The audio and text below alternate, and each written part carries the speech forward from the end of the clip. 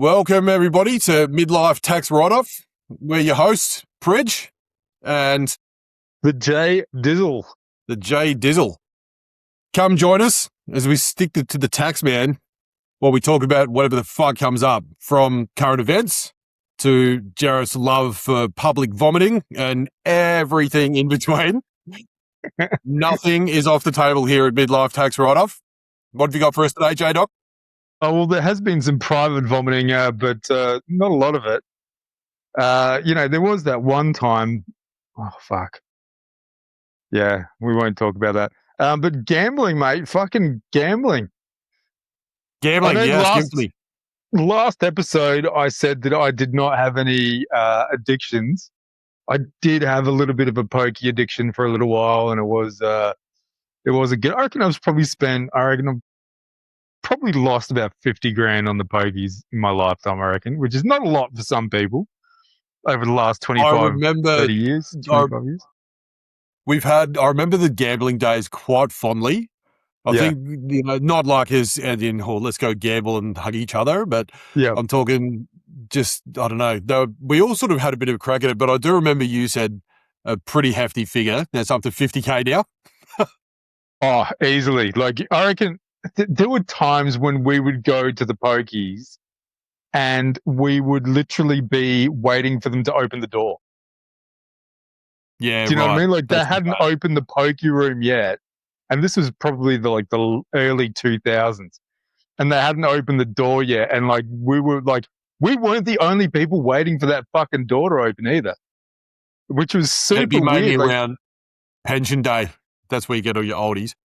Yeah, and because I worked shift work, we all was unemployed at the time. Even I was just spending money on crap. I was living with my parents, had no bills, no responsibility. Just had no doubt that I was spending my entire paycheck on booze and pokies. Good old days, mate. Not good though. What about you? Well, speaking of gambling, just to segue, just to touch, I feel like it wouldn't be a midlife tax write-off scenario without a couple of things that shit me off. As you become a bit older, you hit that middle age mark, things start to annoy you. I'm sure you're the same. And in a gambling segue, the number one thing that is grinding my gears at the moment is multi-bets on sports bet. I do most Friday nights. I'll put a $10 bet, like a multi-bet on a game of footy that's playing, and I'll go. My theory is you put your $10 stake, and you pick 7 different legs or 8 different legs, and if it comes through, you'll probably get a couple of $100 out of it, or more if you want to go real crazy with it. But I'm going to start recording the amount of times that multi misses by one fucking leg, man. It happens so often, and I've spoken to so many people about it, pardon me, that it's just such a common thing, and it's really annoying. Sports bet, get better. And it makes you feel like you're more invested in the game, right? Every time you watch a game, you're like, yes, they've won. Then you're really invested in the game. Yeah, for sure, yeah. Like you have a stake in it. But I mean, like $10, some of those guys, man, like Drake and some of those other dudes are betting like $1 million, like Floyd Mayweather bets like $1 million on sports bet on like certain things. It's insane. Yeah, it's crazy. I think even recently you mentioned Drake. He puts huge money, like hundreds of thousands of dollars on UFC fights and NBA games and that sort of thing. It must be, I don't know if it's a nice thing to have that much money. I reckon there's got to be a downside to it, but to have that disposable income that you can just throw at a friggin' bet, absolutely wild.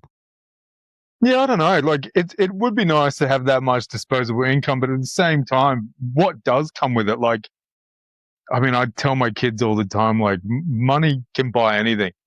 The people that say that money can't buy you love, that's fucking bullshit. Money can buy you love. Money can buy you fucking everything. Money can't buy you happiness. Bullshit. Go on a super yacht and see how unhappy you are. Go on a bloody jet ski and see how unhappy you are. Do you know what I mean?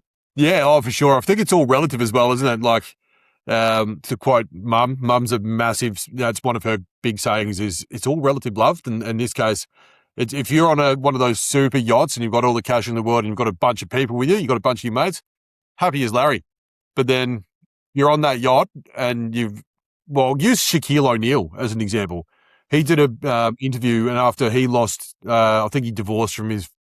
I'm not sure if it's his only wife, but his one of his wives, if there is more than one. Yeah.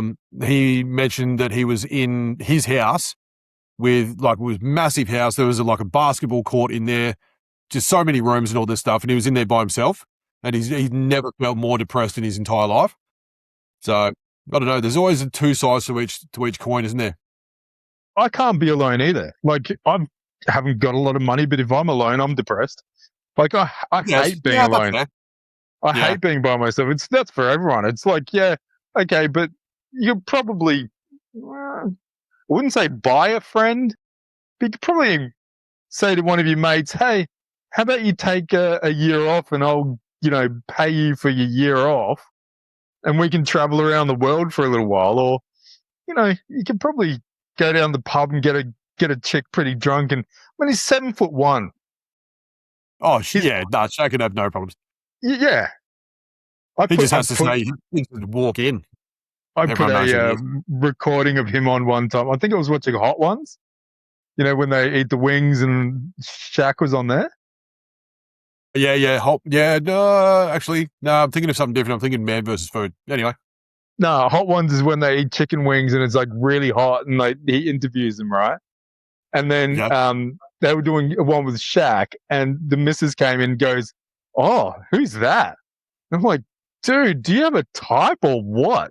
And I'm like, that's Shaq. She's like, he's hot. And I was like, whoa, Jesus. Like, that's pretty, like, he's quite old, but I mean, I suppose he's quite good looking. But she was like, yeah, I like him. And I was like, whoa, you really have a type, don't you? Like, not that I look like Shaq or anything. People think I look like Charles Barkley. Yeah, I can definitely see Charles Barkley. I can 100% see Charles Barkley. Got that it's not good. Round head thing going on there. Yep. In the nicest possible way, obviously. What's Charles Barkley's Sir Charles? Isn't that his nickname? Yeah, Sir Charles. Yeah, Sir Charles. He was one of the toughest NBA players I remember from our generation. He was in the Jordan era. There was some great nicknames back then too. There was some superstars. Like you've got David. Do you remember David Robinson, the big Spurs center? Yeah. He was ex-military. They called him the Admiral. Yep. Then there's Mutombo. Karl Malone. Yeah. What do they call Karl Malone? Karl Malone was I'm pretty sure he was the mailman because he always delivered. Yes. Yep. And Larry Bird was Birdman. Yeah, Larry Bird, Birdman, pretty easy one. Yeah.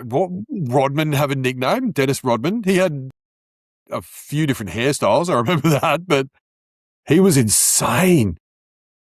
I always remember Spud Webb. Yeah, Spud Webb, the little fella. Yeah, because he was tiny, but he used to be able to dunk.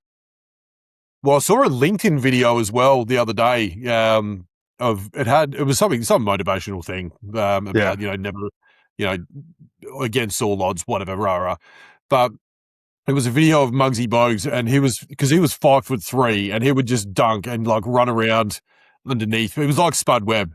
It was crazy to have that in the same era where there was so many huge NBA players, physically huge, to have two really little guys in the same era as them and both be like really good. Because you don't get those guys anymore in the NBA, do you? Like you don't really get short guys in the NBA. No, not like that. I don't reckon. No, I mean, no. Steph Curry, he's probably one of the all-timers as well. Plays for Golden State. He's not. I think he's probably even still like 6'1". Yeah, but he would be probably one of the shorter ones now. Yeah, it's a different game, different era. I was watching a thing on Luke Longley on ABC iView with all his family. And he was standing next to his dad and his brother, and I was like, Luke Longley's really not that tall. Like, he's pretty tall, I suppose, but he's standing next to those two guys, and he looked pretty average. And then you realise that they're all 7 foot tall. Yeah, I was just going to say maybe they're all massive. Yeah, Yeah, him, his brother, and his dad are like well over like sorry, just over 7 foot tall, and you're just like, what the fuck? Like, that's a freak family. yeah. Wow. Well, you remember from like our year, or like in school when it was me, you, Yes, we had Bartlett, Doogie, like all just really tall blokes. Reed was another one. yeah, but they all came from your school. Like, they all came from your primary school. Yeah, But because like, which it was primary school just did you go to again? You went to I went to St Mary's, St Mary's. Yeah, it was which Christ is the King. not an Yeah. all girls school. It's a school down at Glenelg. There's a co-ed school down at Glenelg. Whoa, geez, that was a close one, mate. Yeah, my parents tried to send me to that all girls school, but it was an awkward conversation. Yeah, I can imagine it would have been. But no, Yeah, we had some big blokes in our day. That's for sure. I wonder what they must be something in the Adelaide water. I reckon I don't know what it was, yeah, but I don't know. Just on Luke Longley though, he's got to be one of all Australia's all time exports in terms of sporting, like terms of athlete in any sport really. To go and play in that dominant Chicago Bulls side and be able to, he was a championship starter. Like considering how many other centres and blokes would have been about the same size. I think that like the international players are so good in the NBA because they don't grow up in America. They have to like make their way in their own country and then get noticed from the other side of the world. And I think one of the best players in the moment is Luka Doncic. I'm not sure how up to date with NBA current you are, but I'd still love it. mm, And he's from Slovenia, I think. I'm probably way off, but he's an absolute generational player. Just his skill level. He's like 6'8", I think, somewhere in there. Um, they're amazing players. Some of the greats for sure. some of those guys are massive. Some of those Europeans, Yeah, yeah, it's crazy how unbelievable. and so athletic as well. Yeah, and perhaps they have a different game to the Americans, and that's why they're sort of do so well over there, because they're not used to playing with all the other Americans. They're playing almost like a European game Yeah, rather than different like a styles and yeah, for sure. Then they yeah. come over and bring that style, and they're hard to combat because the American players aren't probably used to that style. You know what I love as well, while we're on NBA, is LeBron James has just, I think it was last week, signed what is it's still a massive deal, but like an $8 million deal over 2 years with Philadelphia. Yep. And when you factor in what his prior deals were, 8 million is literally almost like what a rookie would get. Maybe not Yeah, 8 million, it's but insane. yeah. It's But he's $8 million a year. no, it's 8 million over 2 years, so 4 million a year. But that's for like the all-time scoring leader, LeBron James. That's a crazy, crazy low price. Does he get Uh, anything else? Does he get like sponsorships or like? yeah, I'm sure there'll be some of that, but like for him to sign that deal, I actually really love it. It's made my respect for him go up a little bit because he's like just wants to give back now. He knows it's his last contract, and he even said that he goes, "It's the last decision I'm ever going to have to make in terms of basketball." And to sign a deal like that, just to give something back to the fans and still allow them to be able to have money to bring other good talent in as well into an already strong team. So it's yeah.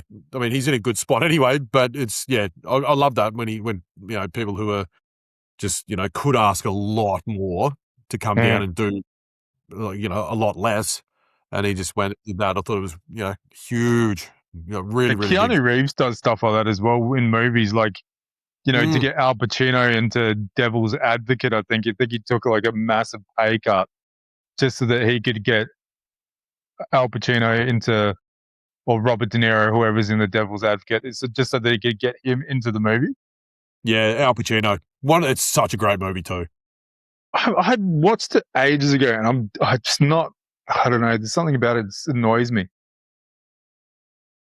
What do you reckon it is? I don't know. Like it's like either the portrayal of the devil or like the relationship that he has. I got to watch it again. Maybe I just fucked it up. Maybe I just made it up in my head, and I'm just like not. You know how you watch a movie when you're like in a certain mood, and then you're like, that wasn't the movie I wanted to watch right then and there. Yeah, oh, definitely. And even you probably tune out a bit through the movie too, because you sort of pick Yeah. up that you're not really into it that much. You know what movie I did love though with Robert De Niro and obviously Al Pacino is Heat. Yeah, yeah. That was in a golden era of movies with those two, with the, when they were both big time stars then. That's Yeah. such a good movie.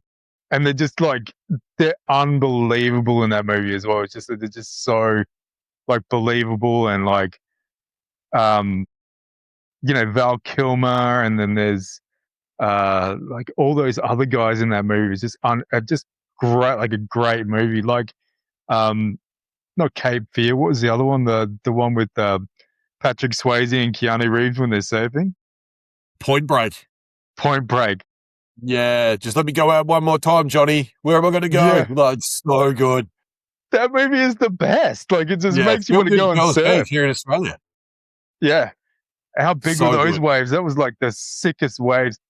That reminds me of this time when Ben and Tom and Mark went out surfing, and Mark was all the way out the back. Like, he was like probably 300 or 400 meters out. The waves are probably about 6 foot, 4, 5, 6 foot, somewhere around there. They were big waves, and the boys all knew how to, like, they're all surf lifesavers. They all knew how to, swim in the ocean and do all that stuff. And Mark's out there, and Ben's dad just goes to Ben, Mark can't hear me. You need to go get him. And I'm just going, oh, yeah. Ben has to go get him. And then Ben's like, yeah, no worries. Takes his top off, takes his shoes off, and runs out and swims out into the water. Swam out about 300 meters. It took him about 25 minutes to swim out there. And it took him about 3 minutes to get back in because of the waves, because of how big the waves were. Wow, that's crazy, isn't it? We just It rode them was, all the way back in. yeah, it was the most insane thing I've ever seen. Like, how I have never seen a waterman like that before. He must have been about 15 or 16 years old. And he Yeah, was just like you're talking about such a good Nichols, right? waterman. Yeah, yeah, yeah. Yeah, yeah. No, he was a legend, man. I always had a lot of time for him. And was it Tom, the other one? Ben and Tom? Yeah, Tom and Ben. Yeah, no, and was it Gardner, the Mark you were talking about? Yeah, yeah. Mark, yeah. Yeah, yeah. Yeah. He ended up R.I.P. passing away. Yeah. Sad times, mate. But no, the Nichols boys, they were always good. They played footy as well, and they're just probably the most Aussie, traditional, typical Aussies you could meet. And they just like absolute country boys, but love to surf and like city. They were city and country in the one thing. It was crazy. Yeah, well, their parents were like remote teachers. Like, they used to do not remote teaching as in teaching remotely, but actually going out to remote places Yeah, to in regional areas. regional areas, and actually teaching like Aboriginal kids and underprivileged children and all that kind of stuff. And Yeah. their mum broke like Olympic records, senior Olympic records for swimming. Actually, that rings a bell. Yeah. Yeah. She was Like amazing. athletic. They're both incredible. Yeah, really athletic. Just Yeah. insane. And the nicest people you'll ever meet in your life. Like, just salt of the earth. Like, I think they might have been like old hippies. Yeah. Like, not old I don't hippies, but even I know think if they I might have met. been hippies. Did you ever Yeah, go to his house? I can't remember, man. I literally couldn't remember. My brain is, has had a few beers over the years. I'm not sure if you're aware. Ben's the one that talked me into shaving my head first. Okay. Yeah. When you got rid of the long locks, when you had the skinny head and neck and everything. Yeah, because I said to Ben, I'm like, oh, Rodney shaved his head. I was thinking about doing it. And I had like long hair down to the middle of my back. And he's just like, Jarett, you think too much. Just do it. And I'm like, what? Yeah. And he's like, we're going to go to my house. We're going to shave your head. I'm like, all right, man. So he got there, and then I'm like, I just want a 3. And so he starts shaving, and he's like, yeah, we'll just do a 3. We'll just do a 3. And then I heard this. And I'm like, the fuck? How short was that? And he goes, don't worry about it. It's all going to blend in. It's all going to blend in. And then I look at myself in the mirror. I'm like, oh, shit. they did like a 1 all over my head. And then I went back to my parents' house, and my dad was just like, "Why did you do that? I don't like it." And then the missus looks at me and goes, "Oh, I can't even look at you. No, I don't like it. I don't like it." And now she loves it, but like, it was just freaky Well, from you've got going a you've from got a good shaped head for a shaved head. You've got a very, it's a if anyone's going to shave their head, they'd probably want to have your head shape, mate. So you've done well there. But who I knew that it tend was gonna to, look like this though? well, yeah, luck of the draw, I Yeah. guess. When I did my shave for a cure for I think it was Leukemia Foundation years and years ago now, probably the last, or that was, the last time I ever shaved my head because I had a look at myself, and I think back then I just had like a little moustache and a little goatee down the bottom, like didn't have a beard. And unless I was smiling, if I was just, normal resting face, I'd look like an absolute criminal. Like it wasn't even, I couldn't get around it. So I've just learned that lesson there. Always keep a little bit of hair up top. Thankfully, I got my hair genes from my dad as well. They say once you get past 30, if you have a full head of hair still, you're probably not going to lose your hair. And Yeah. because my old man, my dad, my late father, he passed away with a full head of hair. It Yeah. was grey as shit, but he had it all there still. So I'm going to hang my The, hat on that. Thanks, Dad. the handsome devil he was. He was a handsome devil. Speaking of Dad as well, real quick, I went to an event on what day was it? Sunday? No, Friday last week. Sorry, getting my days mixed up here. But went down to, we're massive Eagle supporters. For those listening, it's a local SANFL team, like so South Australian football team.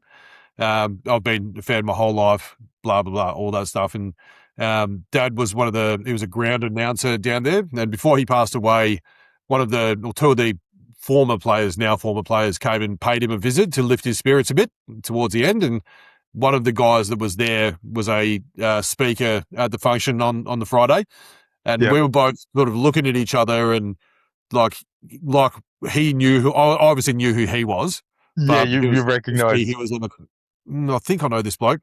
And then I got up and walked over to him and just said, "G'day, mate, how you doing?" And he's like, "You're Eugene's son, aren't you?" And I said, "Yeah." No, and he goes, "I recognise you because of your head." And I'm like, "Yeah, that's right. Well, but it's a freaking icebreaker, if nothing else." But we got to chatting, and he was, he talked about how his memory's no good, but he remembered that day and he remembered what he said to Dad that day. And it was a really nice moment after, it's been a long time now since Dad passed. And for him to remember that, I thought was pretty great. Yeah, that's so nice. Yeah. It really does, like it's the Tom Cruise does it as well, but like, I do it too, and I think lots of people do it, is that when you see people that you see occasionally, always remember something about them. Like, oh, Yeah, how's for the sure. kids? Oh, how's the horse riding going? Oh, how's the, V-dub beetle that you have or whatever. Like, those tiny little things that make someone interesting and that someone's interested in. It ingratiates you towards them. Like, you're like, oh, wow, this person remembers me. I must have been slightly important to this person at some stage Yeah. because this makes, and it makes a huge difference. Like, you can make a massive difference to someone's life just by saying, oh, how's this going? Or how's that going? Or, how's the family? But be specific Yeah, in, for sure. in a conversation that you've had with them previously, because it helps ingratiate you towards that person. You know who was really good at doing that? Who's Is that? the Balinese people. Yeah. They are absolutely wild with that. Like, considering the amount of tourists that go through those parts over there, where they're just referring to Legian, part of Bali. And I went there with Danny and Dyson and a couple of, I can't even remember who else went, but it was a trip that we went to years and years ago. And we stayed at the Legian Beach Hotel, and they've got their street vendors, and they all give you little nicknames, and they're literally just customer service people in their own little areas. And long story short, I went back 11 years later, I think it was 11 or 12 years, like genuinely, and stayed at the same hotel, and I saw I didn't realize it was him, but I saw one of the street vendors that recognized me to the point, because they give you little Hollywood nicknames. And I can't remember mine. I think I was Tom. It could have been Tom Cruise or Brad Pitt or something like that. Something Yeah. completely opposite to what I'd look like. And he remembered me and who I was with. He's like, "Where are your friends? You had the tall guy and the shorter guy," and it was like, "How do you remember that?" And he's just like, That's "Very smart, crazy. very smart." It's absolutely insane. And to talk about it to this day and it goes to your point about how much of an impact it has on Yeah. people. And in the industry that I'm in, and you've got similar cohorts in some areas, I'm sure, where they don't perhaps have a lot of interaction, and if they do, it's fairly limited and it's not overly positive a lot of the time. And so if you can just be that little difference in their life, you may not even ever hear about how much it impacts them in a positive way, but it absolutely does. And if you're ever lucky enough to get a bit of feedback from them, then it means a lot. But because we go about our day and we go do our go to work, come home, and we're in a pretty good position in comparison to where a lot of them are. And it's important to remember just the impact that you can have on a person who's perhaps not doing quite as good as you are. Yeah, definitely. It's so important, and it's so yeah. It's hard to understate how much impact you can have on someone's life just by remembering something that they like, or bringing up a fond memory of theirs, or just these little things that ingratiate you towards that person. And that's really what I want this channel to be about. What we want this channel to be about is, you're not alone out there. Like, there is. I'm gonna say some weird shit. We're gonna say some weird shit. You might relate to some of that weird shit. You might just realize that you're not as fucking weird as you think you are, and you're not. There's people out there that think just like you, and the internet's full of real fake shit and real weird people that will draw you in to weird shit. But there's people out there that genuinely only want the best for you, and that's, I think, that's why we're in the kind of roles that we're in for Yeah. jobs. Yep. Like, we're not fake people or liars, or we don't deceive or steal or do any of those kinds of things, because otherwise we just wouldn't be in these kinds of customer service roles. The personality just doesn't fit the job. We just wouldn't be able to succeed in the roles that we're in. Absolutely. No, I think, to your point as well, you make a good point about, that we might think that, or, us or whoever might be listening, might think that they're weird for some of the thoughts that they have. But I guarantee that there's, and I see it all the time with myself. Like, I have one sort of, if I'm embarrassed to bring up something, for example, and then I find out, like, well, be in a scenario where someone raises something very similar to what I've been hiding because didn't want to get shunned. I'm like, oh, just the sense of relief. So many people, we all think very similarly, and the circumstances I think that we're in, changes our outlook and how we deliver what we deliver. But at the end of the day, like you said, it's massively important to be when we're in, and I'm not lost on the irony of us doing this via a digital platform and being on social media through YouTube. But the world it's a bit of I don't know if oxymoron's the right word, but where we've never been more connected, but also probably more disconnected as well. You know what I mean? Like, it's I don't know, we don't tend to have as much face-to-face contact with people as maybe we used to, and when there was no other way to do it. So, Yeah, like, not to we're say more this is a connected, bad thing but at we're all, like but lonelier. yeah. But, I guess, like, to go to your point, is there's always someone out there who can sympathize with if you're struggling with something. You're literally never the only person going through that particular thing. There's always other people that are going through the same thing or similar or whatever it is. And, if you're feeling that you're really struggling, just if you can find a way to talk to someone, just anyone, doesn't matter who it is or, what it's about. Talk to a stranger if you have to. You might feel nervous, might look a bit weird, might feel a bit weird, and it might even be a little bit fucking weird. Who knows? But it's definitely better than holding on to it, and then, terrible things can happen from there. So, yeah, without getting too preachy and taking away from anything, just, that's like Jarett said, we're by no means professional medical people or even like overly educated or anything like that. We talk a lot of shit, but at the end of the day, the reason behind this whole setup is a genuine one, and it's to make a difference in a positive way in people's lives. So, yeah, very proud of Yeah, that. Proud to be a part of it, mate. absolutely. The camping videos and the fishing videos and all those things are coming. I'll put them out as well. But this is a mental health podcast, really. In the end, it's like, this is for my mental health, for my family's well-being, for our well-being. I think this is only improving my mental health by doing this. Getting my license, going out, having fun with my mates, and doing all those things, again, is only going to improve my mental health. And I encourage people, if you've got mental health problems, do something. Maybe not like this. Do something about it. Just doing nothing is not acceptable. There's something that you can do. Do something about it.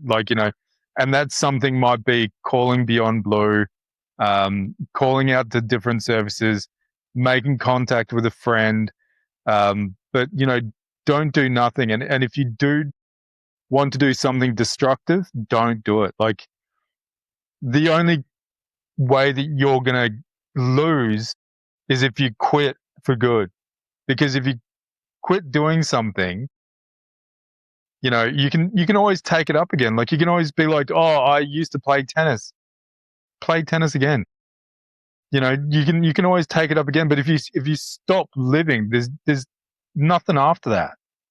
Yeah, That's how exactly. you lose. You lose when you totally give up. When you've totally given up, then you've got nothing. Like, there's nothing after that. There's always an option to go out and do something. If, like, I was always thinking about it. Like, if you can't run, then walk. If you can't walk, then crawl. If you can't crawl, then work up to it. Work if you, like, when I was fat as fuck, like, I couldn't walk around the block. Like, walking around the block, I would get, like, out of breath. Now I can walk. I don't even know how many kilometers I could walk. I walk up hills. I run up hills. I'd work out like a savage, but it took a long time to do it. It's not easy, but there's no quit. Like, I refuse to quit. I refuse to give up and, like, lose. You only lose when you quit. You only lose when you totally give up on life. That is when you lose. So, Yeah, don't lose. You're a winner. exactly. Like, get out there. No, well said, mate. And I think as well, it might, for mine, there's definitely times where it seems, I think a big problem or big part of the problem is if you're in a rut, it can be quite difficult to get out of it. And like you say, everything starts or everything leads from just starting something. It doesn't Yeah. even doesn't mean you need to go and run up mountains and all the rest of it, even in a long time frame, whatever it might be. It's finding something that's important to you and something that you enjoy. That's not going to be a negative influence on you, and just do more of that. And then universe, whether you want to call it that, without trying to sound hippie-ish, things happen from stuff happening, and then happens from that and continues on. It's a pattern. It's always And happened that way. yeah, it literally has. It's always been the case. And it's just insane. Like, just starting this, like, I've been studying a cert for a long time. I've been in a position where I'm able to, be a bit, I was given a bit more flexibility, given that it's through a company that we're sort of affiliated with. But by doing this podcast with you, it just clicked me into gear that there's more than the everyday routine. So now I've then got off my ass and I've now submitted all of that Cert 4, and that I'm just waiting for the assessment to come back. That's And wild. like, just stuff like that. And that's not a brag moment. It's just to show, like, one thing leads to another, and you might even never know where it leads to. It may be Yeah. completely random from where you were thinking you might end up, but just have a go. It just, like, if you fail, who cares? No one cares. No one cares. Like, everything that, because, for those who don't know, I've got one hand, right? Like that. So even now, I get a bit self-conscious sometimes at the gym, for example, when I'm in there and there's all these ripped blokes and they're all, lifting or whatever. And sometimes I create these scenarios in my head that are absolutely not even happening. Like I'll sit there and go, oh, this bloke's looking at me, they're looking at my hand or thinks that I'm weird, or I get self-conscious about it. And normally I just, move on and whatever. But I've been surprised a few times by people that have been looking my way that I've thought have been, in one of those scenarios that I've created, has turned out to be completely wrong because they've approached me, or like I've bumped into them at the water fountain and they're like, "Hey, you going, bro? What just might have asked what happened to your head?" And it's my perception of them was, "You're being a nosy prig. Stop looking at me." Yeah. It was them just negative. looking at something that was different to the ordinary. Yeah. So no one, like every insecure thought that I've had, no one has ever thought what I was thinking they were thinking. Yeah. You can't read minds. No one can read Yeah. minds. It's all bullshit. It's just the thing, the key takeaway for me is, life is really, really short. Like whether it can feel long sometimes, but I like to look at things from a big picture, from like a full humanity and time frame that we are here. Like if we have an allocated time frame, or not that I believe we have an allocated time frame, but let's say, for example, humanity's been around for what, 20,000 years. Let's just put a figure on it, and we're here. If we're lucky, if we run our full lifespan, we're here for maybe 80 of that. On average, some we might go over, some less, whatever. But it's a really, really small time. Window, And yeah. just not to waste it, and don't just throw it away. Like always try to look for, like you said, look for an alternative. Just try to do something different. If something's not working, just try anything different. Try something It could else. be sleeping in a different room. Could be something as simple as trying something different to eat out of your routine, and then that will lead to something slowly. I don't know. Starting to ramble a little bit now, maybe, but Well, on that note, mate, I'm just about run out of battery, and I'm terrible. I've never fucking would charge this thing. I'm always on it, and then I never charge it before we do these things. So, I'm going to buy off, you mate. a charging cable, mate. I reckon that's the next thing. We'll speak next time. All right. See you guys. Thanks, everyone. Yeah. Whoa. Beautiful, mate. Beautiful. See you, mate. See you, mate.